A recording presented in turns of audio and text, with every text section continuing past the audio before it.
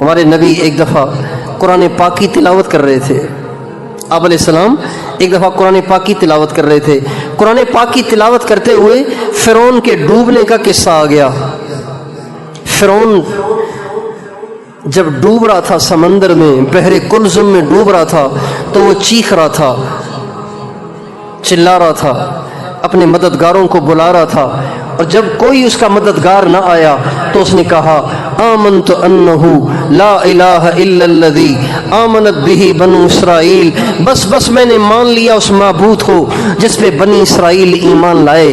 جب اس نے یہ کہا تو اللہ نے کہا الآن، اب کہتے ہو، کاش کہ اس سے پہلے کہتے فَالْيَوْمَ نُنَجِّيكَ بِبَدَنِكَ لِتَكُونَ لِمَنْ خَلْفَكَ آیَةً، آج ہم تجھے ہلاک بھی کریں گے، تیرے جسم کو بھی بچائیں گے تاکہ قیامت تک کے لوگ تجھے دیکھ کے عبرت حاصل کریں کہ جو اللہ کا نافرمان ہوتا ہے، نبی کا نافرمان ہوتا ہے، اور جو سرکش ہوتا ہے، خدائی کا دعوے دار ہوتا ہے، اس کا اتنا برا اثر ہوتا ہے. یہ سارا قرآن میں تذکرہ ہے. ہمارے نبی جب اس کی تلاوت کر رہے تھے تو حضرت جبریل آسمان سے آ گئے. جبریل علیہ السلام نے کہا یا رسول اللہ، جس واقعے کو آپ قرآن میں پڑھ رہے ہیں نا، اس واقعے کو میں نے آنکھوں سے دیکھا ہے.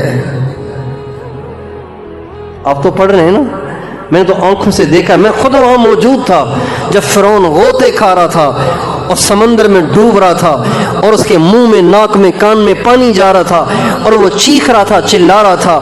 اور جب وہ چیخنے چلانے لگا اور کلمہ پڑھنے لگا تو حضرت جبریل کہنے لگے یا رسول اللہ وَأَنَا آخُذُ مِنْ حَالِ الْبَحْرِ، میں سمندر کے کیچڑ کو اٹھا کے اس کے منہ میں ٹھونس رہا تھا، خشیت ان تدرکہ الرحمہ، میں اس کے منہ میں اس لیے کیچڑ ٹھونس رہا تھا اس لیے کہ مجھے ڈر لگ رہا تھا کہ کہیں اس کلمے پہ بھی خدا کو رحم نہ آ جائے. میں اس کی آواز کو دبا دینا چاہتا تھا، اس کے منہ میں کیچڑ کو ٹھونس کے اس کی آواز کو دبا دینا چاہتا تھا کہ اب بھی کہیں اللہ کو اس پہ رحم نہ آ جائے، اور اب بھی کہیں اللہ اسے بخش نہ دے. اب اندازہ لگائیے اللہ کتنے مہربان ہیں. جو فرعون کو معاف کرنے کے لیے تیار ہو تو وہ میرے آپ جیسے گناہ گاروں کو معاف کرنے کے لیے تیار ہوگا کہ نہیں ہوگا بھائی؟ اس لیے انسان کو چاہیے کہ کبھی بھی اللہ پاک کی رحمت سے مایوس نہ ہو، اپنے گناہوں کی وجہ سے اللہ کی رحمت سے مایوس نہ ہو، ہمیشہ پر امید رہے میرا مالک بڑا مہربان ہے، ہم توبہ کریں گے وہ معاف کرے گا. لیکن اس کا مطلب یہ نہیں ہے کہ وہ گناہوں پہ اور جری ہو جائے. یہ تو بے غیرتی کی بات ہے، یہ تو بے حیائی کی بات ہے کہ اللہ معاف کرنے کے لیے تیار ہے تو ہم بھی دھڑا دھڑ نافرمانیاں کرتے رہیں. یہ تو بے حیائی ہے.